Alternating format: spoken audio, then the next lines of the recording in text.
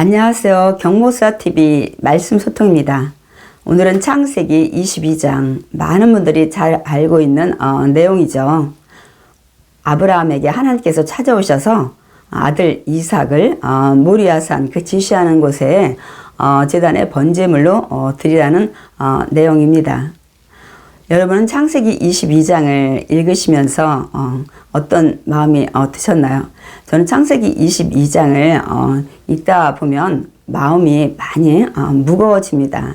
일단은 그 창세기 22장 야훼께서 이르시되 내 아들 내 사랑하는 독자 이삭을 데리고 모리아 땅으로 가서 내가 내게 일러준 한 산 거기서 그를 번제로 드리라. 이 말씀을 읽는 동시에 아브라함에게 명령하신 말씀이지만 곧 또 저에게도 주신 말씀 같아서 마음이 많이 무거워집니다. 하나님께서는 아무에게나 자식을 이 제단에 번제물로 드리라고 말씀은 하시지 않으시죠. 그런데 이 말씀이 꼭 나에게 주시는 말씀인 것 같다는 그런 마음에 아브라함이 이 말씀을 듣고 느꼈던 마음이 저도 막 느껴지는 거예요. 그리고 또 뒤에 나무를 벌려놓고 이 제단 위에 이삭을 묶어서 이제 올려놓고 칼을 들고 이삭을 이제 죽이려고 했을 때의 그 아브라함의 그 심정, 그때 또 그 심정이 막 가슴이 아픔으로 이렇게 밀려오더라고요. 여러분은 창세기 22장 읽으면 어떤 생각이 드시나요? 그러나 오늘 창세기 22장에는 굉장히 중요한 교훈이 들어 있습니다. 우리가 이제 말씀을 하나씩 좀 나눠보겠습니다. 이삭이 지금 17세 정도로 추정을 합니다. 그러니 아브라함과 사라가 이제 노년에 정말 아기를 가질 수 없는 그런 상황일 때 하나님께서는 야훼께서는 불가능이 없다는 말씀과 함께 이 아브라함과 사라에게 이삭을 주셨습니다. 그러니 노년에 그 아들을 갖게 됐으니 얼마나 이들이 기뻤겠습니까? 그래서 이삭이 자라는 그 과정들을 보면서 굉장히 행복해 했을 겁니다. 그런데 어느 날 하나님께서는 이 아들 이삭을 제단의 번제물로 드리라고 말씀을 하시는 겁니다. 그 이유는 아브라함을 시험하시려고 말씀하고 있습니다. 우리가 보통 아브라함을 시험하시려고 이삭을 이 번제물로 드리라고 말씀하셨다는 내용을 읽게 되면 순간 아브라함이 이삭을 정말 사랑했을 거예요. 그래서 하나님께서는 너무나 이삭을 사랑하니까 아브라함이 정말 이삭을 하나님보다 더 사랑하는 것은 아닐까 해서 하나님께서 시험을 하시나 보다 우리가 이렇게 또 생각을 또 하게도 됩니다. 물론 그런 부분도 없지 않아 있을 거예요. 정말 하나님께서는 아브라함이 그 하나님을 경외하는 믿음, 어떤 믿음일까요? 우리는 로마서 4장에 보면 아브라함이 이삭을 가졌을 때 정말 어떤 믿음을 가지고 있었는지 우리가 말씀을 통해서 한번 좀 보겠습니다. 로마서 4장 그 17절부터 그 말씀이 기록이 되어 있는데요. 그가 믿은 바, 그러니까 아브라함이 어떤 믿음을 가지고 있었냐면요. 하나님은 죽은 자를 살리시며 무슨 말씀인가요? 아브라함이 언제 그 하나님께서 죽은 자를 살리시는 것을 봤을까요? 그것은 아브라함과 사라가 이제 자녀를 더 잉태할 수 없는 태에 죽은 것 같은 것을 알고도 이제 의심하지 않고 믿었다고 말씀하고 있습니다. 그러니까 태가 죽은 거예요. 그러니까 자녀를 잉태치 못할 생명을 얻지 못할 몸이었지만 하나님께서 그 죽은 태를 살리셨다고 말씀을 하고 있습니다. 그래서 아브라함과 사라에게 이삭이 태어나게 된 것입니다. 그것을 경험한 이제 아브라함은 태가 죽었어도 생명을 낳을 수 없는 몸일지라도 하나님께서 살리셔서 생명을 주시는구나, 이런 것들을 이제 믿게 된 것입니다. 또한 아브라함은 없는 것을 있는 것으로 부르시는 이시니라라고 말씀하고 있습니다. 아브라함은 그 하나님이 지금은 없지만 이제 있는 것 같이 부르시는 하나님, 어떤 내용이었나요? 아브라함에게는 지금 아들이 하나도 없을 당시에도 하나님께서는 계속 아브라함에게 저 하늘을 봐라, 저 무뼈를 보라는 거예요. 너희 후손이 저렇게 많아질 것이다, 이렇게 말씀을 하시는 걸 볼 수 있습니다. 그때 아브라함은 그 말씀을 믿었습니다. 그때 하나님께서는 아브라함을 의로 여기셨다고 말씀하고 있습니다. 그런데 이제 아브라함은 그런 믿음을 가졌었는데 또 이제 반신반의하고 또 믿음이 연약해지고 그래서 결국은 하갈을 취해서 이스마엘을 낳게 되는 것을 볼 수가 있습니다. 그러나 아브라함은 다시 정말 그 하나님의 말씀을 믿게 됩니다. 왜냐하면 죽은 때를 살리셔서 이삭을 주셨던 그 하나님은 이제 정말 이삭을 통해서 앞에 그 언약을 지키신 하나님께서 이 말씀도 능히 이루실 줄을 믿었다고 말씀하고 있습니다. 그렇기 때문에 하나님께서는 그 믿음을 아브라함이 지금도 여전히 변함없이 가지고 있는지 시험을 하시려고 이제 이삭을 이제 제단에 번제물로 드리라고 말씀을 하시는 것입니다. 그런데 아브라함은 그 믿음의 통과가 됐을까요? 우리가 그 내용을 살펴보면 하나님께서 그 이삭을 제단에 번제물로 드리라고 명령하신 그 말씀을 듣고 아브라함은 정말 한마디도 원망과 불평을 하나님께 하지 않은 것을 볼 수가 있습니다. 보통 이제 우리들 같으면 하나님 이삭을 어떻게 주신 거냐고, 그리고 약속을 하시지 않았느냐, 이삭을 통해서 네 후손이 번성할 것이라고 말씀을 하셨는데 그 이삭을 제단에 번제물로 드리면 어떻게 후손이 번성할 것이냐고 아마 따져 물었을 것입니다. 또한 이제 그런 게 아닐지라도 여러분 생각해 보세요. 어떤 부모가 자녀를 이 제단에 제물로 드릴 수가 있겠습니까? 그런데 정말 아브라함은 한마디도 하지 않는 거예요. 그러니까 죽은 자를 살리시는 이 부활의 믿음을 갖고 있었기 때문에 아브라함은 그 하나님을 믿는 믿음 하에서 한마디도 하지 않고 그 말씀대로 이삭을 데리고 이제는 하나님이 지시한 그 모리아 땅으로 가는 것을 볼 수가 있습니다. 이제 그 이삭을 제물로 드리기 위해서 이 나무와 이제 불과 칼과 그리고 이제 종을 데리고 떠납니다. 사흘길을 이제 걸어서 도착을 이제 합니다. 여러분 그 사흘길 동안 아브라함이 많은 생각을 했을 거예요.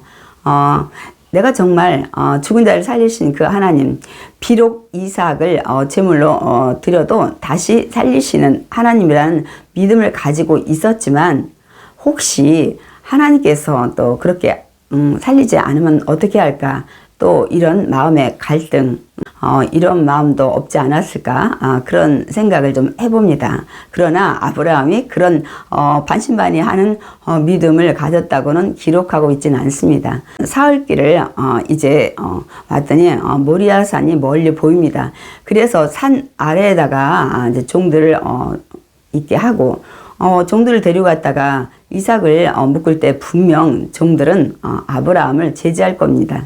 그래서 아브라함은 종들에게 여기서 기다리라고 얘기를 하고 이삭을 데리고 이제 이삭에게 그 종들이 지고 왔던 나무를 지게 하고 본인은 이제 불과 칼을 가지고 이제 산으로 올라갑니다. 그런데 그때 이삭이 아브라함을 부릅니다. 내 아버지요. 이렇게 부를 때 아브라함이 얼마나 뜨끔했을까요? 과연 이삭이 무엇을 얘기를 하려고 할까, 이런 생각이 들었을 겁니다. 그러면서 또 아버지의 그런 사랑은 이 아들의 그 아버지 하는 이제 목소리를 내가 과연 또 들을 수 있을까 하는 또 그런 아쉬운 마음도 생겼을 것입니다. 이삭은 아버지에게 무엇을 물었을까요? 아버지, 제단에 올릴 제물은 어디 있냐고 묻습니다. 얼마나 정말 가슴 아픈 이 질문입니까? 정말 그 제물은 바로 이삭을 하나님께서 드리라고 말씀을 하셨잖아요. 아브라함이 제단에 올린 제물은 바로 너야, 이렇게 얘기를 할 수는 없잖아요. 그런데 하나님께서는 아브라함에게 지혜를 주셨습니다. 내 아들아, 하나님께서 자기를 위해서 친히 제물을 준비하신다는 말씀을 합니다. 그런데 참 이상하죠? 이삭은 하나님께서 준비하신다고요? 이렇게 좀 물어야 되는데 그냥 아버지 말씀을 믿고 이제 가는 이삭을 볼 수가 있습니다. 드디어 하나님이 지시한 곳에 도착해서 이제 제단을 쌓고 나무를 벌려놓고 그 다음에 이삭을 아브라함이 묶었다고 말씀하고 있습니다. 우리가 이삭을 이제 추정하기에 한 17세, 18세 정도 이제 청년으로 자라지 않았을까 그렇게 추측들을 합니다. 그런데 노년에 그 아브라함이 어떻게 이삭을 묶었는지 그건 성경에 기록하고 있지 않습니다. 그래서 정말 이삭의 그 믿음에 대해서도 우리가 좀 얘기를 나눠보고 싶은데요. 오늘은 그 아브라함에 대해서만 우리가 함께 좀 말씀을 나누려고 합니다. 저는 이제 이 뒷부분에 그 아브라함이 이삭을 이제 제단에 올려놓고 잡으려 할 때, 저는 이 말씀을 읽으면서, 그때 막 심정이, 느껴지는 거예요.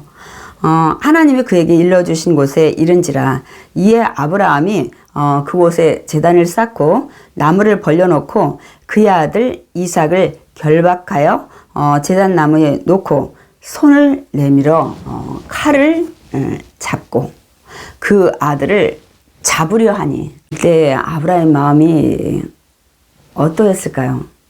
비록 하나님께서 이삭을 다시 살릴 수 있는 이 부활의 믿음을 가지고는 있었다고 하지만 정말 하나님에 대한 절대적인 신뢰의 마음이 없다면 정말 칼을 들고 이삭을 잡으려고 하지 못했을 겁니다, 여러분. 이때 그 심정이 막 그냥 제 가슴에 밀려오는 것 같아요.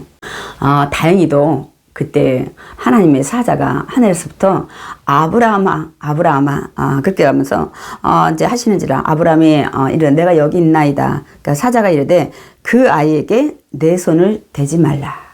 저는 이 얘기가 너무너무 반가운 거예요. 막 이 얘기가 너무너무 기쁜 겁니다, 여러분. 그에게 아무 일도 하지 말라.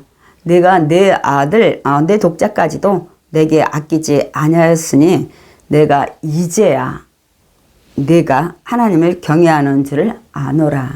그 전에 아브라함이 하나님께 인정받고 의롭다고 이제 칭찬을 받은 적이 있었죠. 그런데 아브라함은 의롭다고 인정을 받은 후에도 우리가 알다시피 이렇게 또 하갈을 통해서 이스마엘을 낳게 되죠. 그런데 이제 하나님께서 아브라함을 정말 이제 네가 나를 경외하는 줄을 정말 이제 알았다고 말씀을 하십니다. 사실 그렇습니다, 여러분. 저도 그동안 말씀을 쭉 오늘까지 그 아브라함을 전하면서 어떻게 아브라함이 정말 우리의 믿음의 조상인가 그런 말씀을 좀 많이 전했습니다.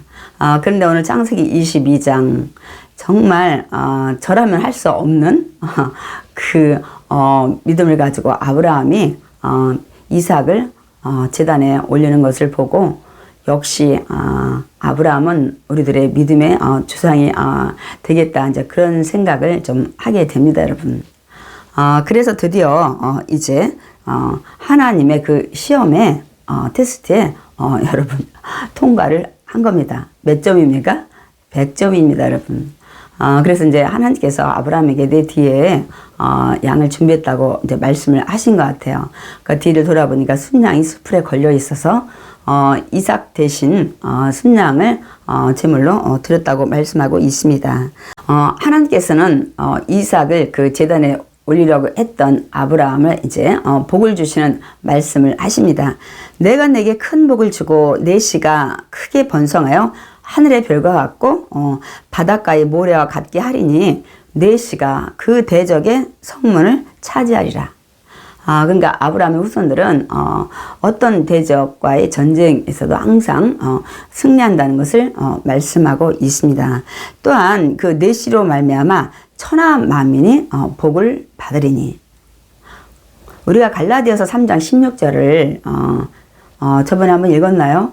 그런데 거기에 아브라함의 그 후손들에 대해서 말씀을 하실 때 여러 사람을 가리키는 것이 아니라 오직 한 사람, 누구죠? 예수 그리스도를 가리키는 거라고 말씀하고 있습니다. 여러분에게 다시 한번 좀 읽어 드리겠습니다. 이 약속들은 아브라함과 그 자손에게 말씀하신 것인데 여럿을 가리켜 그 자손들이라 하지 아니하고 오직 한 사람을 가리켜 내 자손이라 하셨으니 곧 그리스도시라 라고 말씀하고 있습니다.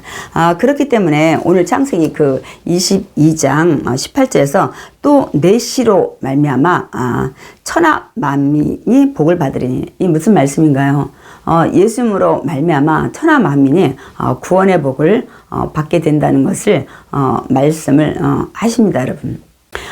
오늘 창세기 22장 말씀을 좀 나누는데요. 여러분 어떻게 이제 생각을 하시나요? 조금 마음이 좀 가벼워졌죠. 처음에는 이 말씀이 굉장히 우리가 부담스럽게 느껴집니다. 왜냐하면 우리가 할 수 없는 그런 내용이기도 한데다가 하나님께서 또 저와 여러분에게도 또 이런 시험을 하시면 어떡하나 이런 생각이 또 우리가 들기 때문입니다. 물론 저 여러분에게는 이런 시험을 주진 않습니다. 그러나 이삭 같은 자녀 대신 저 여러분이 세상에서 막 굉장히 소중히 여기는 것들 있잖아요.